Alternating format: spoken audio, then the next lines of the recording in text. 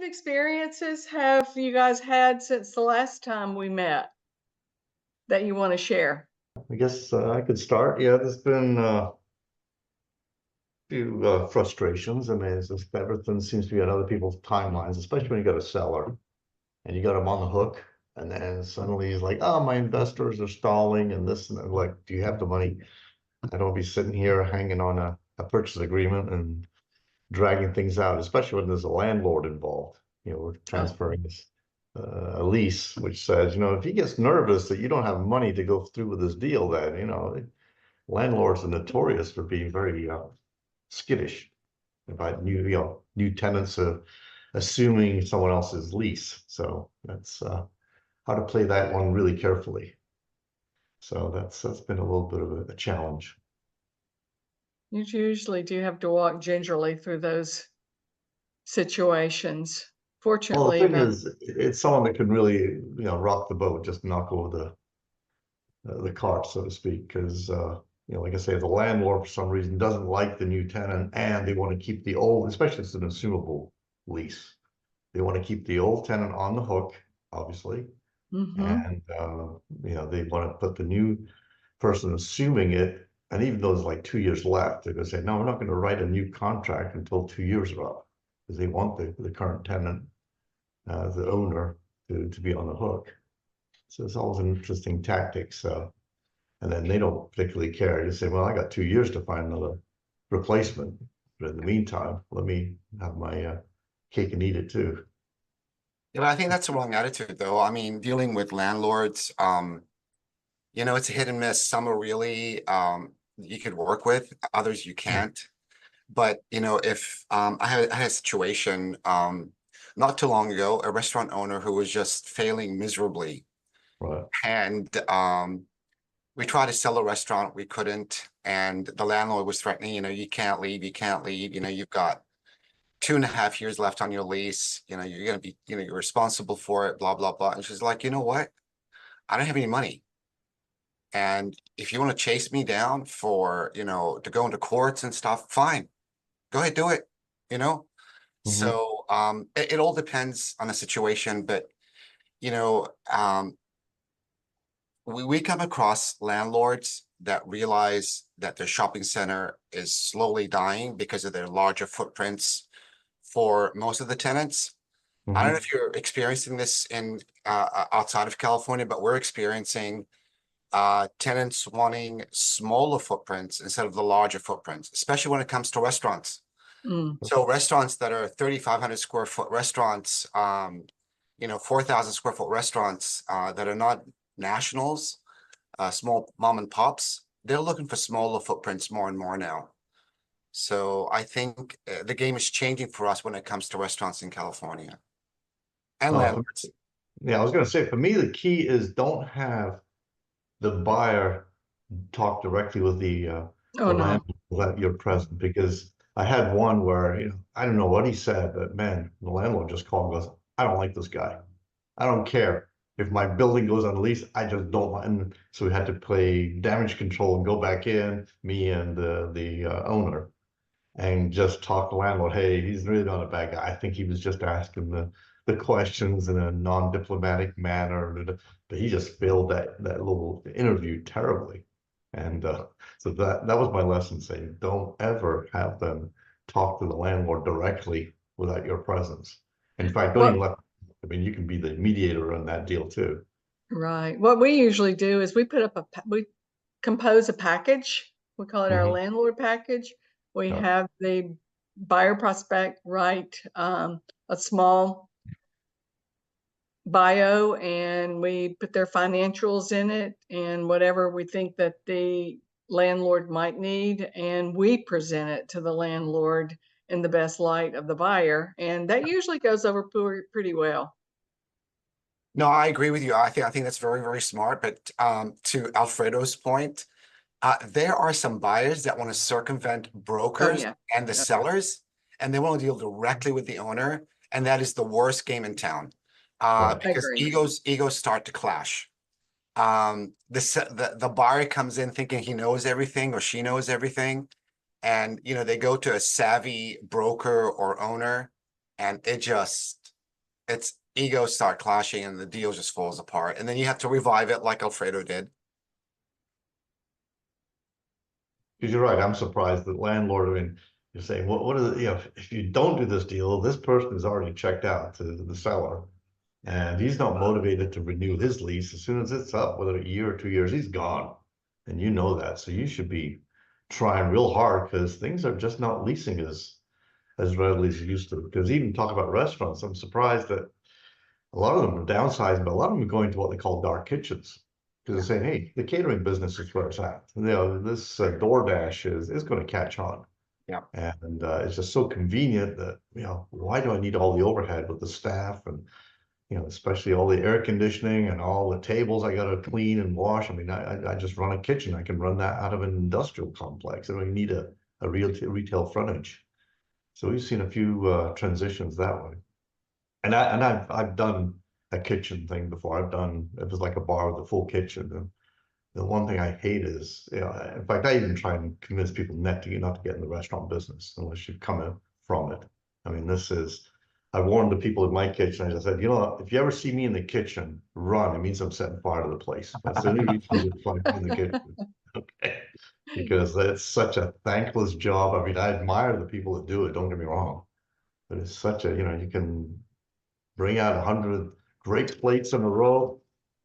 You forget the parsley on one plate, and next thing you know, you're getting screamed at by the wait staff, and they don't share their tips with the kitchen typically. You know, they might do a tip out, but they don't I think get the best. I think there are more challenges for restaurant owners as well. You know, it's you know, the cost of goods, especially the last like three years or so, and then the cost of labor in California has gone through the roof.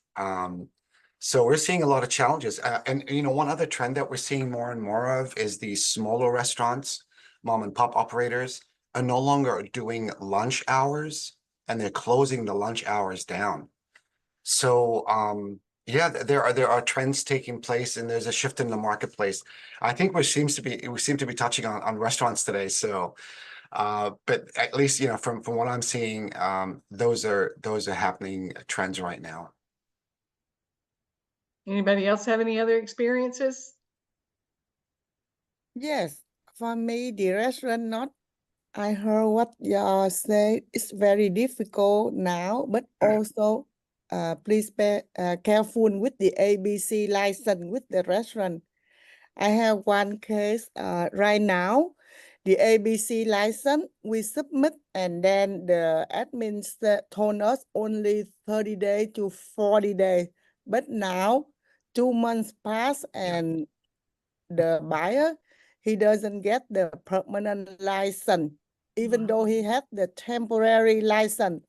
However, the SBA loan, they do not want to release the fund until the permanent license come in. And the seller, he was very upset and frustration. Same to the buyer. And I am in the middle. It was very, very tension and very stressful. So I would like to let you know next time if you sell a restaurant with the ABC license, you need to think that ahead of time, because right now the seller closed because the ABC temporary license under the buyer name. The seller cannot sell the alcohol, and the buyer cannot take over the business. That's my situation.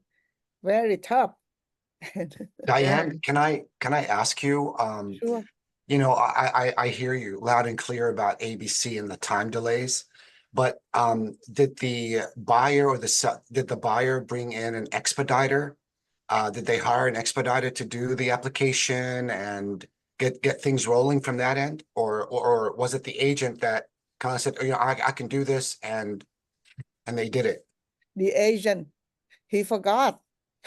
Yeah. He forgot. He said he's gonna submit to headquarters, but later on we find out he overlooked. He did not forgot. I mean, he did not submit. Yeah. All he said, he's sorry. Can I add something? Because this applies to bars, restaurants, Yeah, people that yeah. are licensed taxes, and I'm in Texas, so it's TABC rules, and also liquor stores.